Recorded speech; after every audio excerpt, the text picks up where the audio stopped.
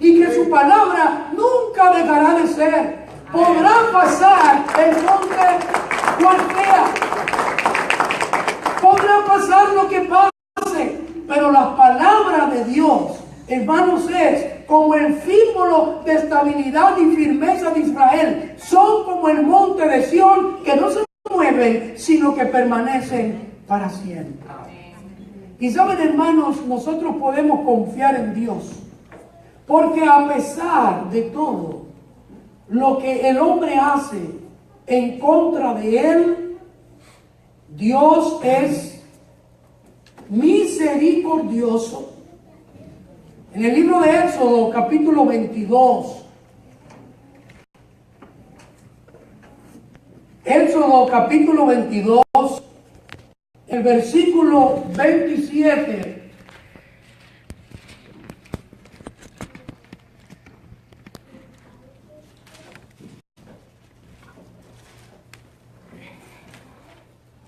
Voy a pedirle a la hermana Miriam Udadi que tome a la niña, porque la niña quiere oír, pero le están interrumpiendo.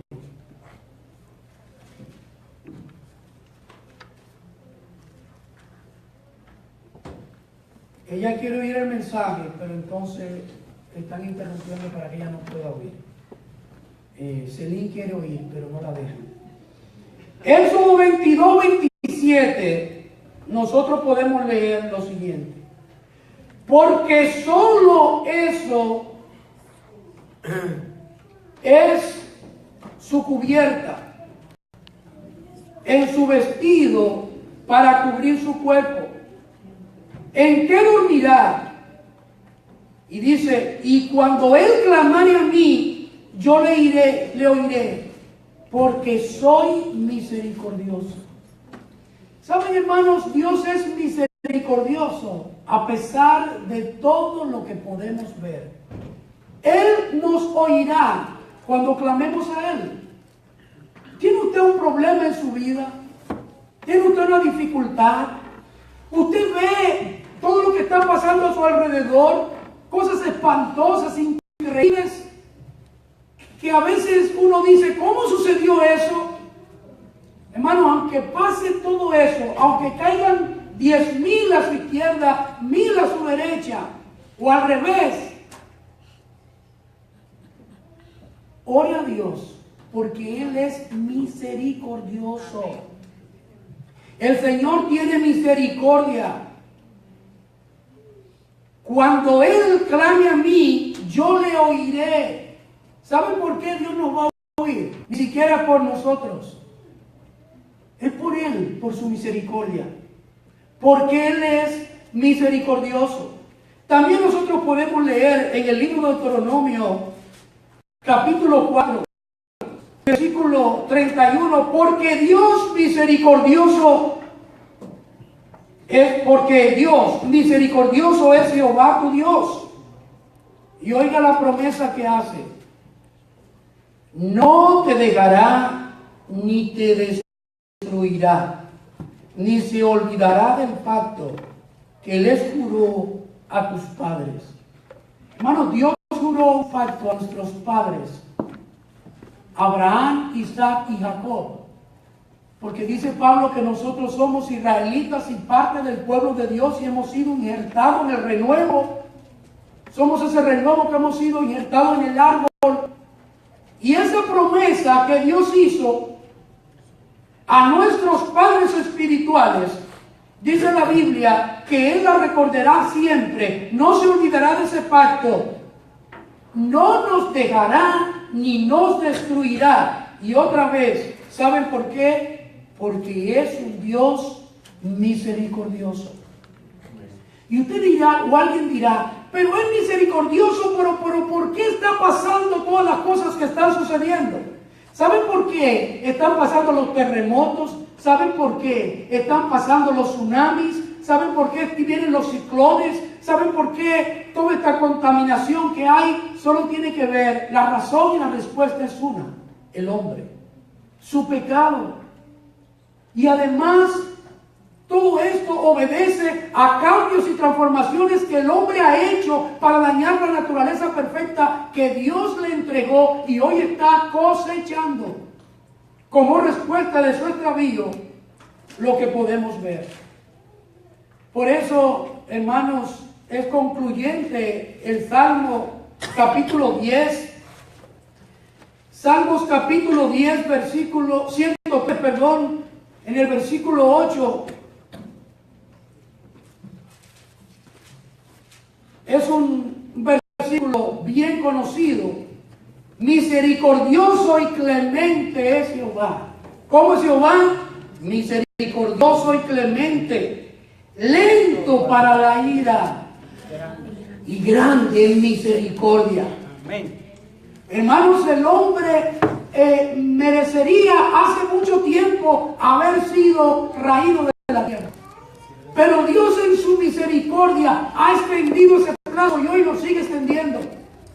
Dios sigue extendiendo plazo para que el hombre se arrepienta, para que busque a Dios, para que la iglesia de Cristo ore, para que interceda, para que clame a Él, para que le busque, para que le sirva de todo corazón, con toda su fuerza y con toda su alma. Nosotros deberíamos hacer una revisión cada día y ver si estamos buscando a Dios con toda la fuerza, con toda el alma, con todo el corazón, con toda la entrega, con todas nuestras fuerzas. Hermanos, Él es lento para la ira y grande en misericordia. Y Dios espera por un pueblo que le busque y le adore en espíritu y en verdad, y que además interceda por aquellos que sufren y se pierden sin conocerle. ¿Cuántas de esas 50 y tantas personas que han muerto en este huracán, o los 58 que han muerto en México con el terremoto, van en este momento camino al infierno? ¿Cuánto estamos orando por estos acontecimientos? Porque aunque tienen que suceder, los que han de morir deberían morir en Cristo. ¿Cuánto estamos orando por eso? ¿Cuánto estamos clamando? ¿Cuánto le estamos comunicando a la gente que conocemos que tiene que conocer de Cristo? Porque yo les aseguro, hermanos, que cuando Dios dice aquí que Él traerá a los hombres por su pecado, yo les aseguro que todas las naciones piensan, sí, pero a nosotros no nos va a pasar. En esta ciudad no va a pasar. Allí no va a suceder. Hermanos, el pecado del hombre provoca la ira de Dios. Dios no es un Dios de ira. Cuando Dios fue a hacer que descendiera fuego y quemara a Sodoma y a Gomorra, intercedió Abraham. Y Dios dijo, si hubieran 5 justos en la ciudad, yo no la destruiría. Y de hecho Abraham fue bajando porque él comenzó en 50 y vio que el asunto era serio. Y Dios le dijo, está bien. Y Abraham le dijo, no se negó mi Señor. Si hubieran 45, Dios le dijo, está bien, coge 45. Y como vio que Dios estaba en negocio, le dijo, dale 40. Si hubieran 40, tú no lo destruyes. Si hubieran 40, no lo destruyes. Llegó a 5. No habían 5 justos ahí. 5 justos. De hecho, hermanos, yo a veces pienso que la familia de Lot se salvó por Lot, a juzgar por lo que le pasó a la esposa. Y además, uno de los versículos de la Biblia que a veces me ha dado dificultad de entender, cómo Pedro le llama a Lot el justo Lot, que estaba agobiado de Sodoma y Gomorra. Yo a veces pienso que luego, como algunos cristianos que odian el mundo, pero están ahí revoloteados con el mundo. Odian el pecado, pero les complace el pecado. Como dice Romanos 1:32, que muchos no hacen el pecado, pero se complacen con lo que lo hacen. Y lo aplauden, lo celebran. Odian al mundo, pero disfrutan cantar sus canciones. Odian al mundo, pero disfrutan participar en todo lo que el mundo hace. Ir donde el mundo va. Disfrutar de lo que el mundo disfruta. y tener una vida alejada de Dios como el mundo la tiene, sin orar, sin leer la Biblia, sin ayunar, sin hablar a otros de Cristo. Hermanos, no había 5 allí. Y a veces yo me pregunto, comparativamente hablando, porque si vemos a juzgar por la población de aquella ciudad y esos que se salvaron, Job, su esposa que salió, ¿no? Y sus 3 hijas, proporcionalmente con esta nación, los que se van a salvar, se va mucha gente en todo el mundo. Si hacemos una comparación proporcional, lo que se salvaron allí con la población, lo que se salvarían aquí con la población, lo que Dios va a hacer. Y si lo hizo con los tiempos de Noé, que pecaban, había menos pecado que en nuestros tiempos, y si lo hizo con los tiempos de Lot, no lo va a hacer con esta generación. Claro que lo va a hacer, pero Él es lento para la ira. Él es clemente, lento para la ira y grande en misericordia. La pregunta final es, ¿qué tiene que hacer la iglesia? Hay una realidad. Todo lo que sucede es un cumplimiento profético. Número 2, nadie puede negar que lo que está sucediendo son cosas catastróficas, grandes, increíbles, que nunca habían pasado y que están pasando cumpliendo exactamente el calendario establecido por Dios. Nadie puede negar, como dijo Jesús en Mateo 24, que cuando floreciera el olivo, la higuera, hablando de Israel, que en 1948 fue fundada por resolución de las Naciones Unidas, de nuevo como un país, esa higuera, ese olivo del cual es tipo Israel, floreció, volvió y nació. Si usted ve el contexto completo, se da cuenta que se refiere al pueblo de Israel, que no era nación, y con una firma volvió a ser nación y reverdeció. Jesús dijo, no pasará esa generación que vea eso sin que todas las cosas que aquí eran dichas acontezcan. Estamos viendo. Y como dice Isaías, ese día grande en que lo que sucede hoy quedará pequeño comparado a lo que sucederá. Hermano, muchos de los que estamos aquí lo va a ver. Y va a haber la persecución de la iglesia. Y va a haber que se va a prohibir hablar de Dios en público. Y va a haber los acuerdos ecuménicos que van a firmar grandes líderes con la iglesia católica para establecer un reino y una plataforma para que el anticristo venga y gobierne.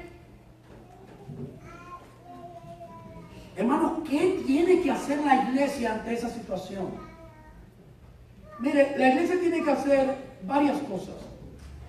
Pero la primera, y con la que queremos dejarlo aquí, y si hacemos esa, el Señor nos va a mostrar los siguientes pasos. Y quizás después podemos hablar de eso, pero lo primero que la iglesia tiene que hacer es orar. Pero no orar como una oración ritual, formal de formalidad, sino la iglesia tiene que clamar. Si usted ve en la vida de Cristo y ve en Hebreos 4 cómo Cristo dice la Biblia que no cesaba de clamar con lágrimas. Jesucristo, el Hijo de Dios, tenía una vida de clamor, de oración. Hermanos, oraba como pasó en el Getsemaní, con una fuerza interior, con toda su fuerza, toda su alma y todo su corazón. Ponía todo lo que era él en oración, que hasta sudaba sangre. Había una presión sanguínea tan fuerte que toda su vida estaba comprometida en la oración, y lo que él presentaba en esa oración, hermanos, que se rompían sus vasos capilares, no podían resistir la presión sanguínea que había en el fluir de su cuerpo. Dios espera ver una iglesia que ore. Ante lo que está pasando, toda la iglesia, hermanos, deberíamos estar orando, clamando a Dios, buscando su rostro. Debemos aprender como los soldados en la guerra, que tienen que comer ¿Usted recuerda cuando Nehemías y Esdras estaban reconstruyendo la muralla y el templo y la ciudad? Ese templo del muro, los lamentos, lo reconstruyeron ellos, que hoy podemos ver en la televisión. Dice la Biblia que estaba Sanbalat, Tobías, Gesén el árabe, que hacían, contrarrestaban y querían contrarrestar y no dejar que el pueblo de Israel hiciera la obra que Dios les mandó. Y ellos tenían que trabajar con una mano y con la otra una espada en la otra mano. La iglesia de hoy tiene que trabajar orando, manejar orando, comer orando, mano, y hasta ver televisión orando. Tenemos que estar en una comunicación con Dios. Pero yo creo que la iglesia de Dios tiene que sacar tiempo para clamar. Y por eso Jeremías 33 dice, clama a mí y yo te responderé. Fíjense que no dice decreta cosa, que yo la voy a cumplir. Clama a mí y yo te responderé. Y además te enseñaré cosas grandes y ocultas que tú no conoces. Y esas cosas grandes y ocultas que va a enseñar incluye cosas que en nuestra vida son grandes y ocultas que nosotros tenemos que quitar y desechar. Vigas que tenemos que quitar de nuestros ojos. Montañas de incredulidad, o a veces de distorsiones que tenemos en nuestros corazones, porque a veces nosotros tomamos los versículos bíblicos por donde nos conviene, por donde nos gusta, ¿cierto? Yo te voy a mostrar cosas grandes y ocultas que tú no conoces. Hermanos míos, Dios lo primero que va a hacer cuando clamemos a Él y tengamos intimidad con Él, nos va a enseñar cómo crecer en su conocimiento. Cómo nosotros avanzar hacia la estatura de la medida del varón perfecto según Cristo. De hecho, la palabra de Dios se escribió para redarguirnos, para instruirnos, para corregirnos, para instruirnos en justicia, en todo lo justo, a fin, 1 Timoteo 3, 16, 17, de que todo hombre de Dios sea perfecto, preparado para buena obra. O sea, sea un instrumento perfecto para que Dios lo use en buenas obras. Amén. Cuando clamemos a Él, Él nos va a responder y nos va a mostrar cosas grandes y ocultas que no conocemos, que están impidiendo que Dios se glorifique en nuestra vida. Eso es lo primero que Él va a mostrarnos. Cosas que nos distraen, cosas que nos alejan de Él, cosas que son buenas, parecen buenas, pero son malas. Y cosas malas que parecen buenas. Como los días de Noé, comiendo, vendiendo, casándose y dándose en casamiento suficiente para no estar en Dios. Si yo estoy en otra cosa, aunque esa cosa sea buena o no sea intrínsecamente mala, y esa cosa me distrae en mi relación con Dios, esa cosa se convierte en mala. De hecho, se convierte en un Dios. Y no importa lo que sea, puede ser hasta la misma obra de Dios. La obra de Dios no nos puede obstruir ver al Dios de la obra. El centro de nuestra vida cristiana no es la obra de Dios, es Dios. De hecho, cuando el centro de la vida cristiana es la obra de Dios y hacer las cosas de Dios, nosotros hacemos las cosas, como dice Pablo, por contienda, por vanagloria, por ganancia deshonesta, y hacemos las cosas con nuestro propio criterio, con nuestras propias ideas, y hasta decimos que el Espíritu nos dijo.